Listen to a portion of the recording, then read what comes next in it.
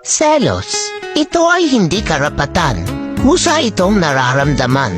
Maraming uri ng selos, ngunit pare-pareho ang pwedeng kahinatnan. Maaaring pagmula ng away, tamang hinala at kawalan ng tiwala. Ngunit ito rin ay nagiging daan upang malaman mo ang iyong tunay na nararamdaman. Selos. Minsan, nakakakilig, nakakatuwa pag nalaman mo na may nagseselos para sa'yo kahit wala naman kayo. Pero minsan, ito rin ay delikado.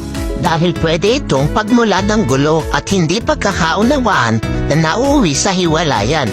Kaya kung may asawa ka na o jowa, dumistansya ka sa taong alam mo pagseselosan ng partner mo. Ikaw na mismo ang umiwas dahil ang selos hindi yan basta mararamdaman kung wala namang nakikitang dahilan.